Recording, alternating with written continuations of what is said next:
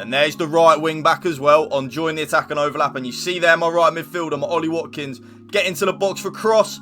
It's beautiful. That is perfect in how you play the 5-4-1. The right wing back overlapping, the right midfielder tucking inside into the box and then playing a beautiful ball across to the striker. Simple. The 5-4-1, the most meta, ratty formation of the game. So you know what? Let's drop some custom tactics on it. So before we get into that, drop this video a like for me, drop a comment down below, and please hit that subscribe button to my channel. That would mean the world to me. So without any further ado, let's get into the custom tactics. For your cheapest and most reliable place to buy your FC24 coins, check out mmoasp.com. Link is down in the description below. Use the code WOLF at checkout for 5% off your order.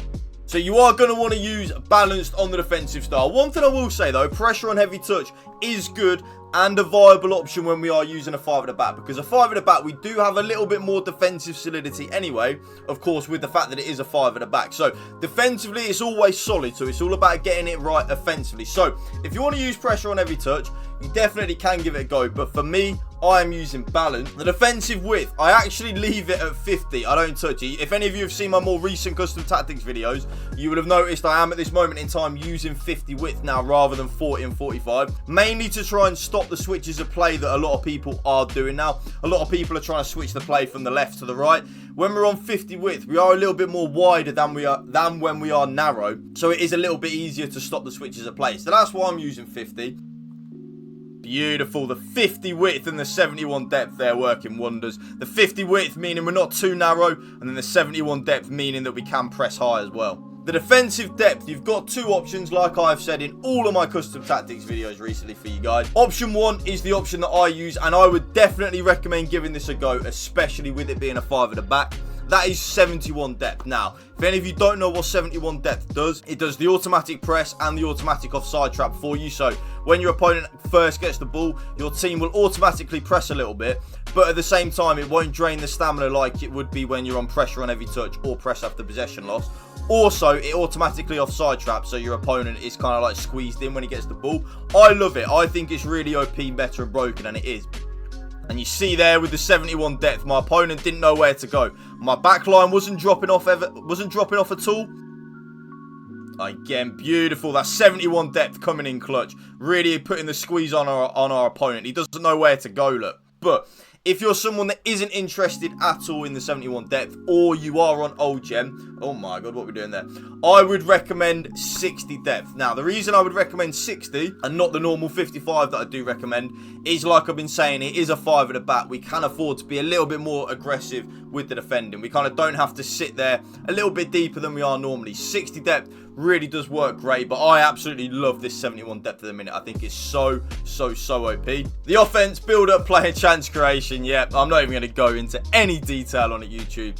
Balanced and direct passing. I mean, there's no point even saying anything about it. It's what I use. I love it. By the way, let me know in the comment section down below, actually. Do you use anything else other than balanced and direct passing? Because I'm actually intrigued to see like where people's opinions lie, because I absolutely love it, right? But do you? Do you use it? The offensive width, I do make it a little bit more narrow, so I do go down to 45. You will see what I have on with the left midfielder and the right midfielder and stuff like that. Why I do make it a little bit more narrow, because I kind of want them to make penetrating runs up to my striker. So that's why I leave it on 45 width. Players in the box, yep, you guessed it, 7. Like I say in every single video, YouTube, and I will probably say it until it doesn't work anymore. The more players that we have in the box, the more goals we are likely to score. I promise you, it's just that simple. It is that simple and that effective. 2 corners and 2 free kicks to stop us getting counter-attacked on from our own corners and free kicks. Custom tactics, tick, done. Let's get into the playing instructions. Now, the striker for me is very important in the 5-4-1. Actually, I wouldn't say the most important player, but he is very important. So, I have that striker on stay central and getting behind. You could have probably guessed that anyway before the video even started, what my striker was going to be on. It's what I use my striker on in every single formation, bar like the false 9 formation, the 4-3-3 number 5, when it's the centre forward.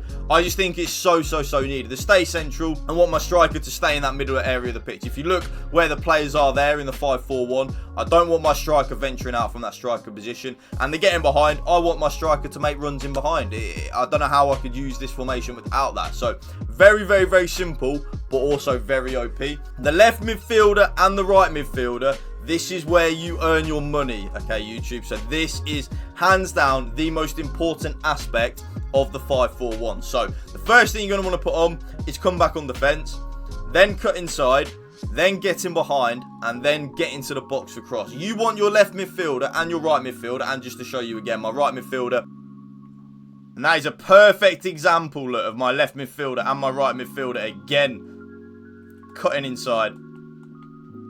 Ollie Watkins, again, having my left midfielder and my right midfielder cutting inside towards my striker. We kind of have a front three. And then because the left midfielder and the right midfielder are on getting to the box for cross as well, you will have all three of them attackers in the box when you have the ball.